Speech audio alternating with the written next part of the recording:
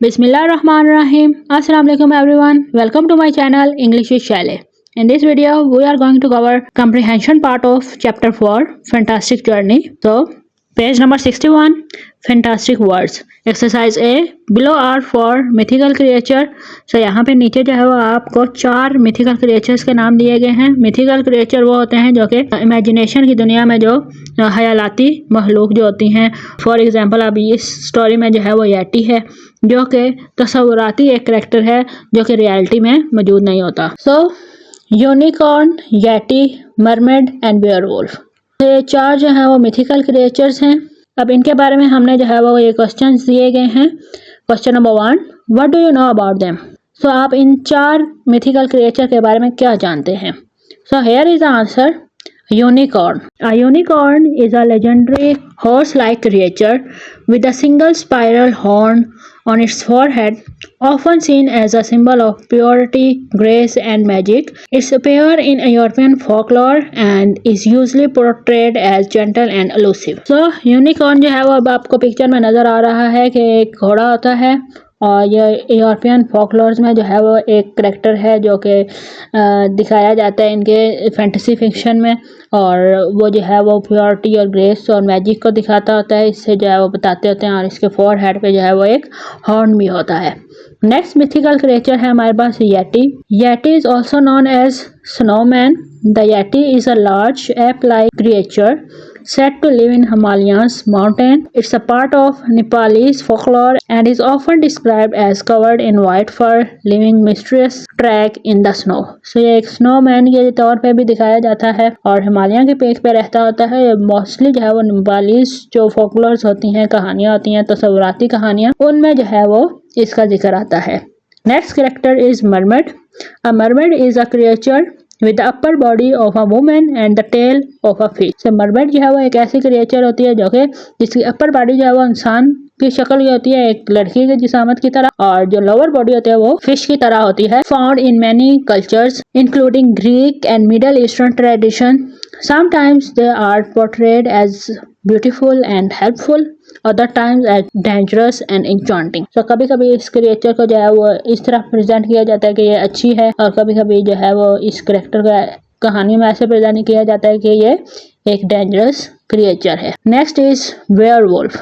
A werewolf is a human who can transform into a wolf. ये werewolf जो है वो एक ऐसी क्रिएचर है, एक हयालाती क्रिएचर है जो कि अपने आप को इंसान के रूप में भी रख सकती है और फिर अपने आप को दूसरा वुल्फ के रूप में भी चेंज कर सकती है, usually during a full moon.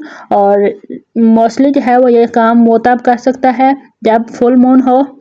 This creature is are rooted in European folklore, और यूरोपियन जो तस्वुराती कहानियाँ होती हैं उसमें जो है इसका बहुत ज़्यादा जिक्र आता है. And is often associated with curse, full moons and themes of losing control और बिकमिंग अ मॉन्स्टर. और इसको ऐसे दिखाया जाता है कि जब फुल मून की जो नाइट हो उस टाइम जो है वो ये क्रिएचर अपने आप पे जो इंसान होता है वो अपने आप पे काबू नहीं रख सकता और वो वुल्फ बन जाता है और मॉन्स्टर बन जाता है. Question number 2, have you ever seen a fantasy film with one of these और अदर मिथिकल क्रिएचर. क्या कभी आपने कोई ऐसी फिल्म देखी है जिसमें जो है वो इस तरह की या कोई और मिथिकल क्रिएचर हो. Can you describe them. क्या आप उसे डिस्क्राइब कर सकते हैं. So here is the answer. Yes, many fantasy film feature these and other mythical creature. बहुत सारी फिल्म में जो है वो इनको भी दिखाया गया है और कुछ और मिथिकल क्रिएचर्स को भी दिखाया गया है. और जो मैंने देखी है वो है हैरी पॉटर की सीरीज, और उसके बारे में जो है वो डिस्क्राइब करना है. इन Harry Potter features unicorn, mermaid, centres and werewolf. For example in Harry Potter and prisoner of Azkaban, ramus Lupin transform into a werewolf, and in the goblet of fire mermaid appear during the Triwizard tournament. So this is the answer of question number 2. Now move to the question number 3. What mythical creature are there in your culture? आपके culture में जो है वो कौन से mythical creature पाए जाते हैं. तो एज अ पाकिस्तानी जो है वो हमारे कल्चर में जो है वो जिन, भूत, चुड़ैल, ये वाली जो है वो मिथिकल क्रिएचर पाई जाती हैं. So here is the answer. Pakistani folklore और mythology influenced by Islamic, Persian and South Asian tradition include many fascinating mythical creature like जिन, चुड़ैल, etcetera. Now move to the next exercise. Exercise B. Look at the sentences below. Use the information in the sentences to work out the meaning of the words in the bold. यहाँ पे जो है वो हमें एक paragraph दिया गया है और नीचे जो है वो इस पैराग्राफ में जो बोल्ड लेटर्स हैं, बोल्ड लेटर के जो वर्ड हैं उनके मीनिंग दिए गए हैं और आपने बताना है कि जो बोल्ड लेटर है वो कौन सा मीनिंग है उसका नीचे. So the explorer Cassius Rickman went deep into the wild jungle hoping to discover a lost world. तो एक्सप्लोरर एक ऐसा शख्स होता है जो कि किसी खोज में जो है वो निकला होता है और कैशियस रिकमैन एक ऐसा एक्सप्लोरर था जो कि एक घने जंगल की तरफ चला जाता है और इस उम्मीद में कि वो एक गुमी हुई दुनिया को वहाँ पे ढूंढ लेगा.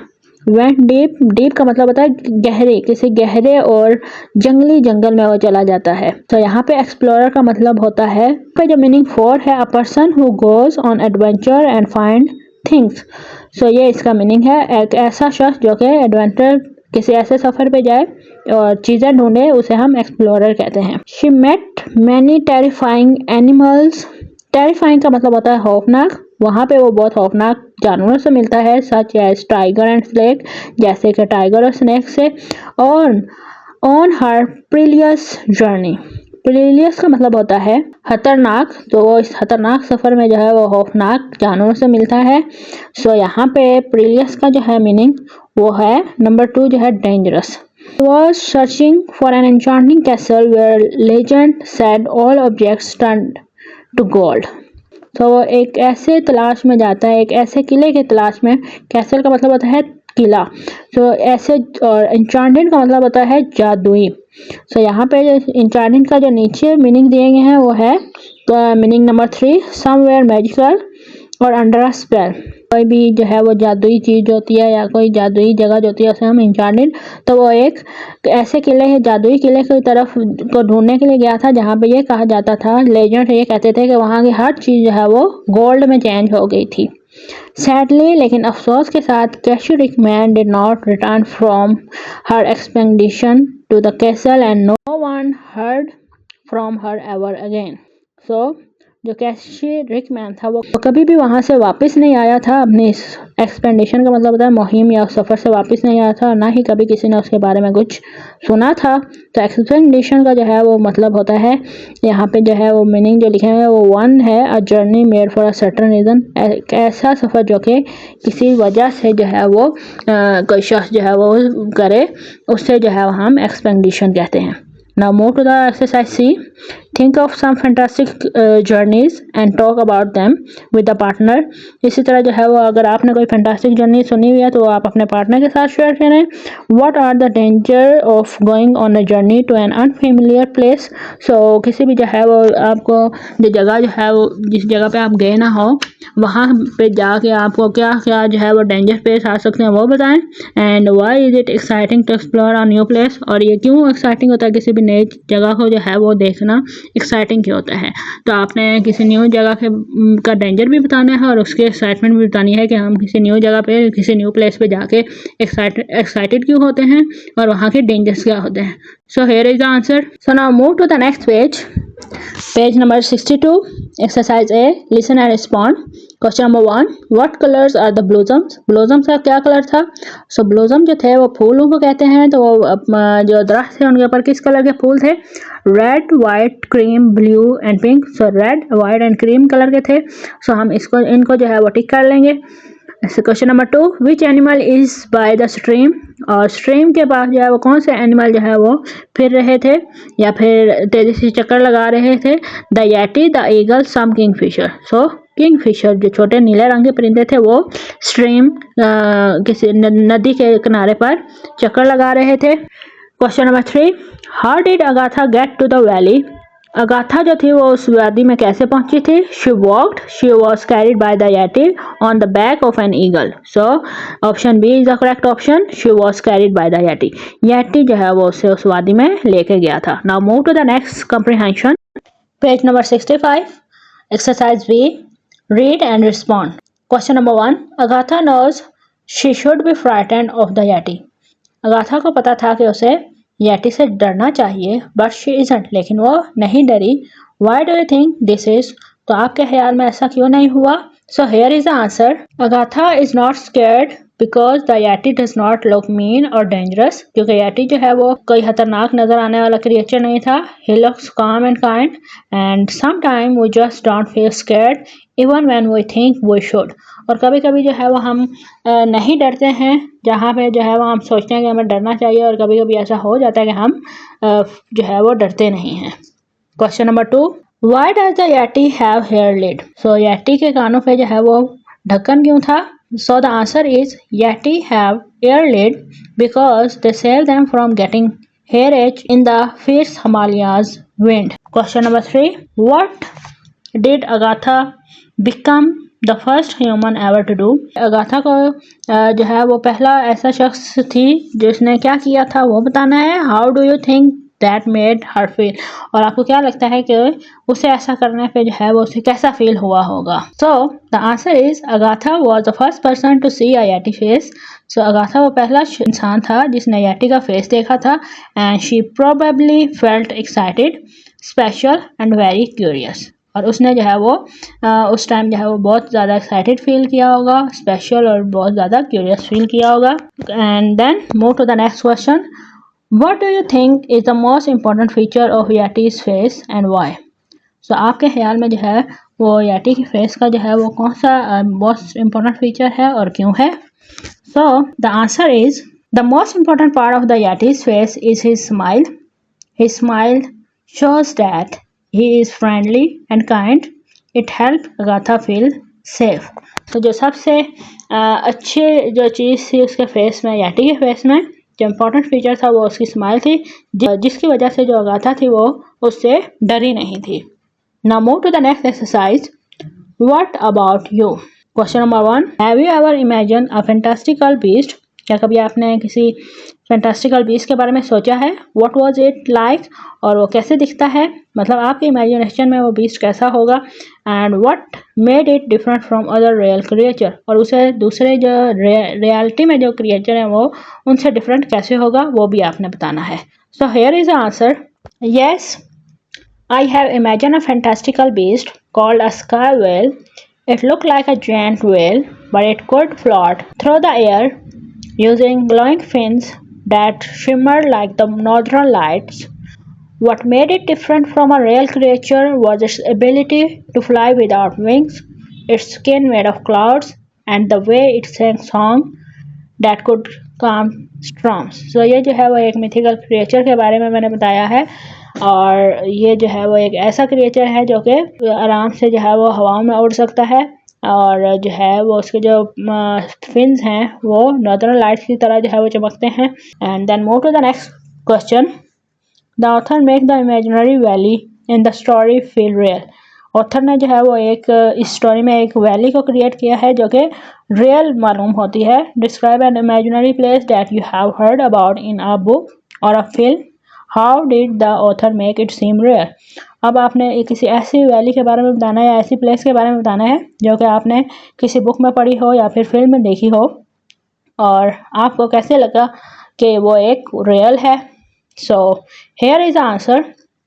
One imaginary place I remember in Narnia from the lion, the witch and the wardrobe by C.S. Lewis. तो ये एक स्टोरी है, एंड इस स्टोरी में the author made it feel real by describing the cloud, snowy forest, the talking animals, and the magical creature like fauns and centaurs and great detail. And he also includes rules, history, and conflict in Narina, just like in the real world, which help it feel like a fully developed place. So ये एक book है, वो उसमें जो है ये एक ऐसी जगह का बताया गया है. इस तरह जो है वो आपने बच्चों से कहना है कि वो भी जो है अगर उन्हें कोई फिल्म या फिर कोई भी स्टोरी या कोई भी ड्रामा देखा हुआ है या कोई भी कार्टूनिक सीरीज देखी हुई है तो वो उसके बारे में लिखें. Then move to the next question. D. Make 3 sentences each to illustrate the use of can not and may not. तो अब आपने जो है वो कैन और कैन नॉट को बताना है और मे नॉट को बताना है. ये इलिस्ट्रेशन जो है वो सेंटेंस के जरिए जो है वो आपने बतानी है. सो इनमें क्या डिफरेंस है? कैन और कैन नॉट जो है वो हम इस तब यूज़ करते हैं जब हमने जो है वो कोई एबिलिटी बतानी हो कि हम ये काम कर सकते हैं या नहीं कर सकते। और मे नॉट जो है वो हम हमेशा जो है वो जब भी कभी हमने जो है वो परमिशन लेनी हो तो उसके लिए यूज़ करते हैं। सो फर्स्ट डिफरेंस तो इनका ये है।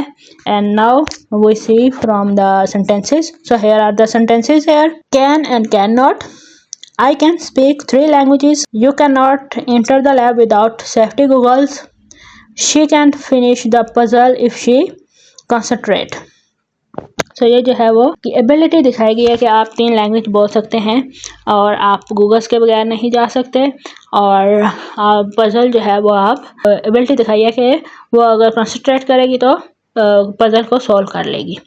सो यहाँ पे एक एबिलिटी दिखाई गई है। और कैन नॉट जो है वो एबिलिटी दिखाना या ना जो है वो किसी में वो एबिलिटी ना हो उसके लिए यूज़ करते हैं। Then may and may not. May I borrow your pen for a moment.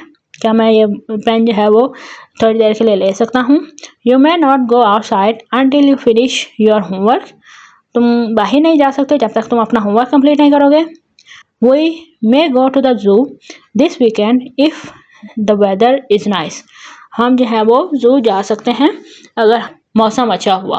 सो यहाँ पे पॉसिबिलिटी दिखाई गई और परमिशन, जहाँ पे हमने परमिशन लेनी हो और पॉसिबिलिटी दिखानी हो तो वहाँ पे हम मे और मे नॉट का यूज़ करते हैं। Here we can say that can and can not use to show ability और possibility. May and may not use to ask for और गिव परमिशन और to talk about possibility in a more formal or polite way. So this is the difference between can and cannot and may not. Now move to the next comprehension.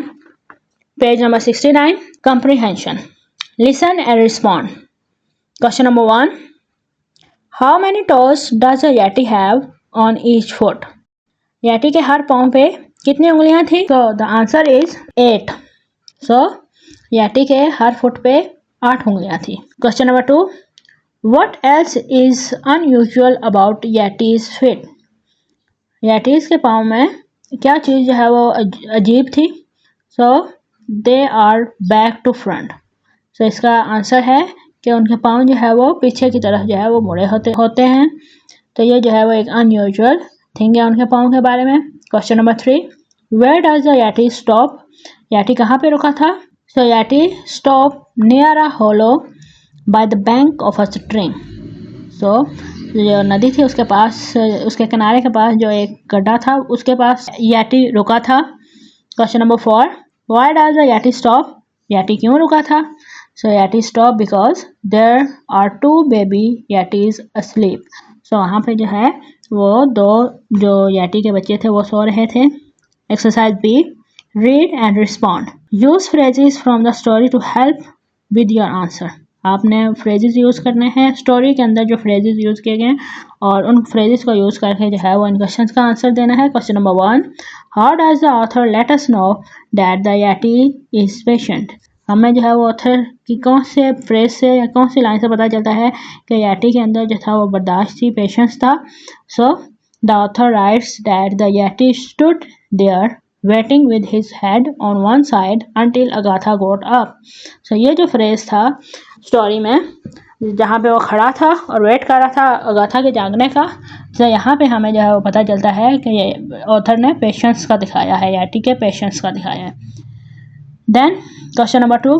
How do we know that the yeti has big feet? हमें कैसे पता चला कि याटी के बहुत बड़े पाँव हैं? So the author uses the word enormous to describe the size of the yeti's face. तो जो ऑथर था उसने जो है वो इनॉर्मस का वर्ड यूज़ किया था उसके फीट को डिस्क्राइब करने में। सो वहाँ से हमें पता चला था कि जो याटी है उसके पाँव बहुत बड़े थे। Question number 3. How do you know that Agatha is surprise to find the babies?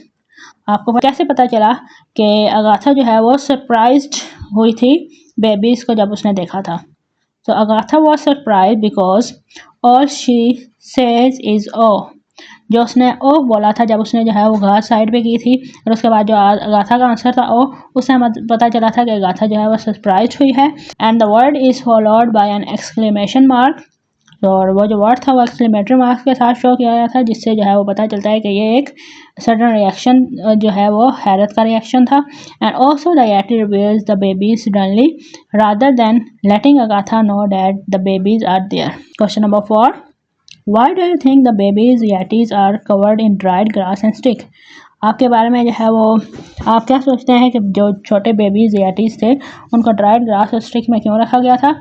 So the babies yetis are covered in dried grass and sticks to protect them, hide them, keep them warm.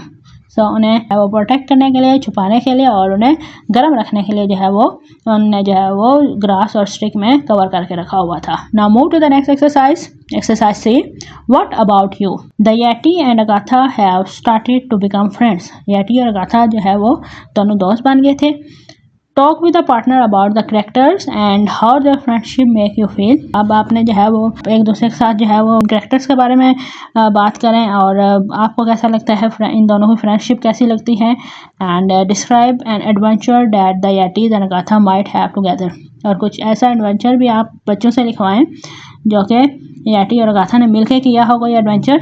So here is the adventure. तो यहाँ पे जो है वो इस chapter का comprehension part complete होता है. नेक्स्ट वीडियो में जो है वो हम इस चैप्टर का ग्रामर पार्ट को कवर करेंगे. अगर आपको ये वीडियो अच्छी लगी हो तो इसे लाइक, शेयर और सब्सक्राइब करना मत भूलिएगा. तब तक के लिए अल्लाह हाफिज़.